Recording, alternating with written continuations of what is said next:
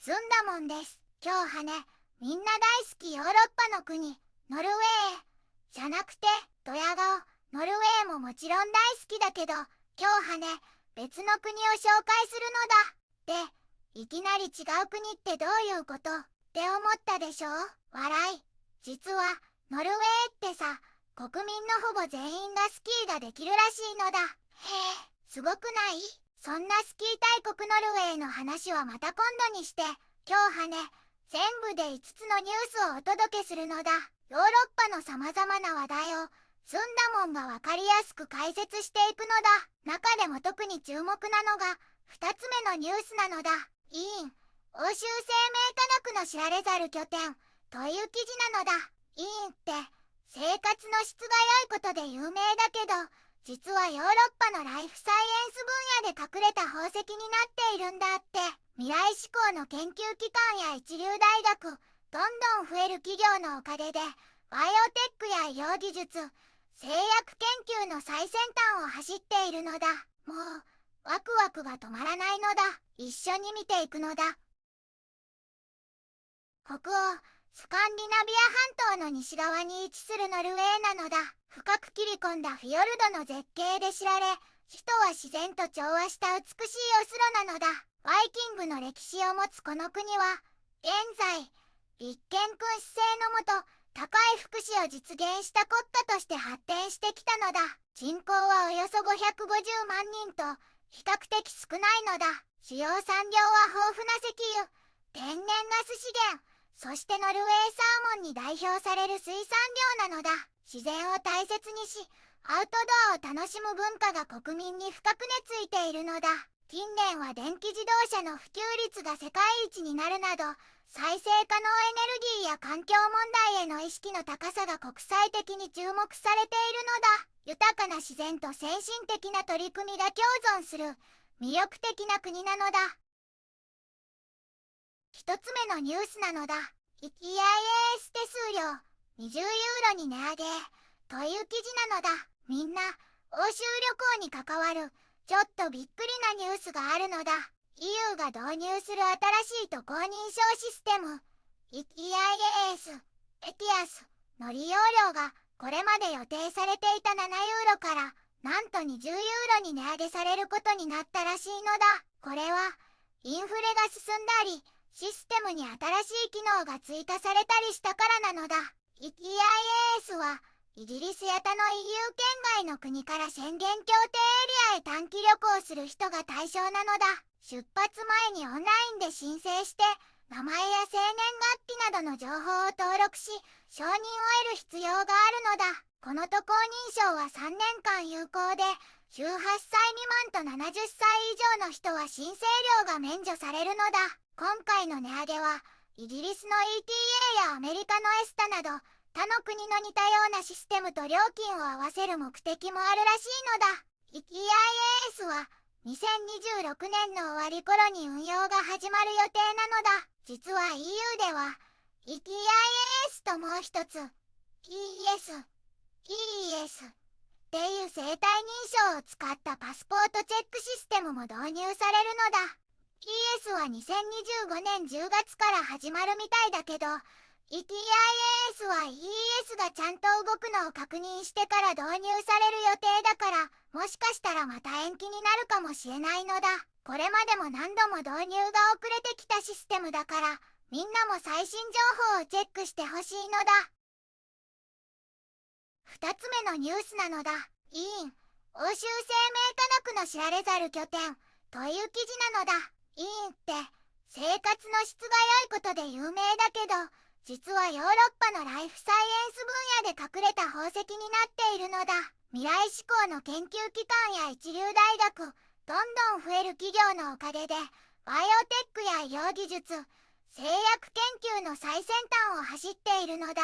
インビジネス庁のドミニク・ワイス氏も、ライフサイエンスはウィーンのイノベーションの鍵なのだって言っているのだ。国際的な大手製薬会社からスタートアップまで多くの企業がウィーンを選んでいて、年間227億ユーロも生み出しているのだ。4万9千人以上が働いていて、国際的な専門家もどんどん集まっているのだ。研究環境が素晴らしいだけでなく、生活しやすいのが最大の魅力なのだ。手頃な物価でワークライフバランスも良くて、世界の研究者がウィーンをホームに選んでいる理由なのだ。武田やノバルティスみたいな大手企業も拠点を構えているし、研究施設と企業が近くて、すぐに協力し合える環境が整っているのだ。インバイオセンターでは、幹細胞やがん治療、再生医療など、画期的な研究がどんどん進んでいるのだ。さらに、AI を使った医療研究の AITHYRA インスティチュートも立ち上がる予定なのだ。新しい国へ移住するのは不安かもしれないけど、委員はサポート体制がとっても充実しているのだ。資金調達や住居探しまで、委員ビジネス庁や WWTF、LISAVIENNA が手厚くサポートしてくれるのだ。だから、研究者たちは、こんなにサポートしてくれるなんて、って驚いているのだ。研究だけでなく、生活の質も最高なのだ。優れたインフラ、医療、文化、豊かな緑があるから、世界で最も住みやすい都市の一つに選ばれているのだ。手頃な交通費や無料の育児サービスもあって、家族連れにも優しいのだ。ヨーロッパの中心だから、旅行にも便利で、中央ヨーロッパの豊かな文化も楽しめるのだ。委員は昔から素晴らしい頭脳を引きつけてきた場所なのだ。これからはデジタル医療や AI 医療研究の新しい可能性も開いて、どんどん未来を築いているのだ。研究者も起業家もヨーロッパで拠点を探すなら、委員が最高の選択肢になるはずなのだ。3つ目のニュースなのだ。ノルウェー金曜最新ニュースまとめという記事なのだ。今日、ノルウェーではいろんなニュースがあったのだ。まず、オスロの中心にあるエルンバネトルゲット駅が電気の故障で閉鎖されちゃったのだ。電車に乗る人は困っちゃうのだ。いつ開くかはまだわからないのだ。それから、今年のノルウェーで一番暑い日になったのだ。フロスタという場所で、なんと 34.9 度を記録したのだ。でも、1970年の国内最高記録にはちょっと届かなかったのだ。それでもとっても暑かったのだ。侵略してくる厄介なピンクサーモン、コブサケとの戦いも進展があったのだ。新しい罠を田中に仕掛けたら取れる数が倍になったのだ。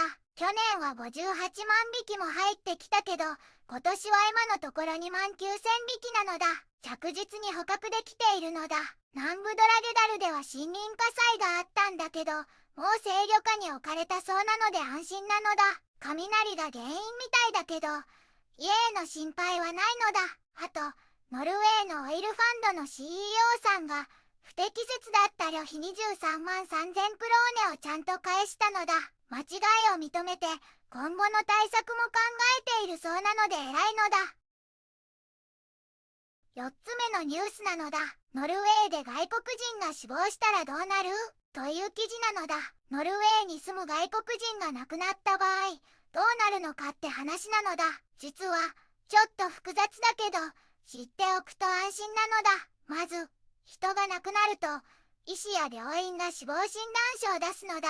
その後、遺族が個人の財産管理を決める責任があるのだ。紙の診断書なら裁判所に届け出るけど、電子なら自動で国民登録機関に情報が送られるから、手続きがスムーズになったのだ。ノルウェーでは、なんと埋葬地が無料でもらえるんだよ。すごいのだ。お葬式や火葬の情報は、自治体の教区議会で聞けるのだ。遺産の分け方は、遺族で話し合う、私的分割が一番多いのだ。もし話し合いが難しい場合は、裁判所が管理してくれる、公的分割も選べるのだ。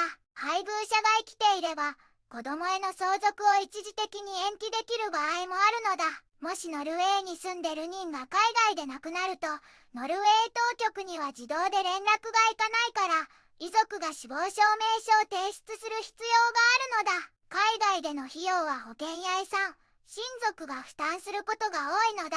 そして、とっても大事なこと、ノルウェーでは、2014年から相続税が廃止されたのだ。だから、相続や贈与に関して税金を心配する必要はないのだ。もし手続きで困ったり、もっと詳しい情報が知りたかったりしたら、管轄の裁判所や弁護士さん、遺産計画の専門家に相談するといいのだ。ノルウェーの裁判所のウェブサイトや労働福祉管理局のページでも役立つ情報が見つかるのだ。5つ目のニュースなのだ。ノルウェーで請求書を滞納したらという記事なのだ。ノルウェーで請求書のお支払いを忘れるとどうなっちゃうか知ってるのだ。最初はお支払い期日を過ぎるとリマインダーの請求書が届くのだ。これはまだ間に合うのだっていうお知らせで、時には追加費用なしだけど手数料がかかることもあるのだ。このリマインダーも無視しちゃうと、次は債権回収の段階に進むのだ。あなたの未払い金は債権回収業者さんに渡されちゃって、元の金額に加えてさらに手数料が上乗せされるのだ。業者さんは電話や手紙でしっかり催促してくるから逃れられないのだ。それでも支払いが滞ると事態はもっと深刻になるのだ。なんと執行官や裁判所が関わってくる可能性があるのだ。執行官はあなたの給与から直接差し引いたり、資産を売却して借金を回収したりする権限があるのだ。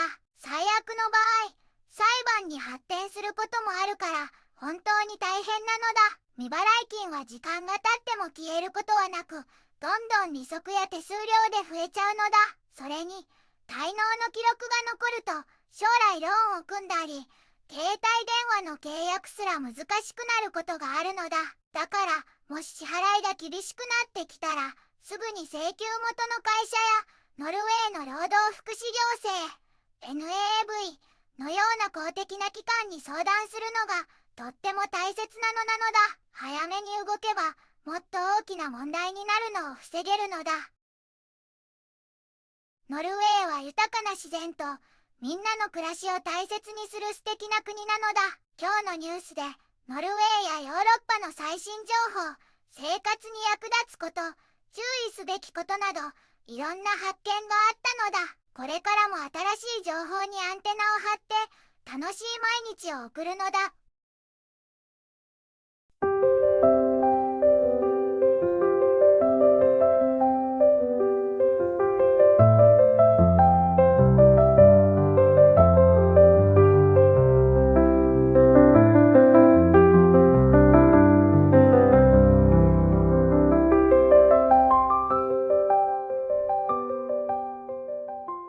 こんにちはなのだ。